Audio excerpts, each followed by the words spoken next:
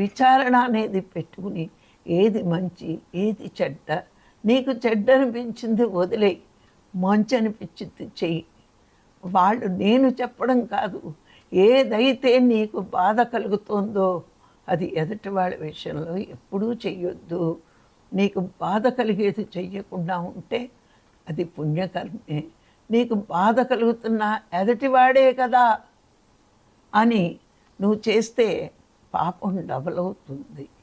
అందుకే ప్రతి దానికి విచారణ విచారణ విచారణ.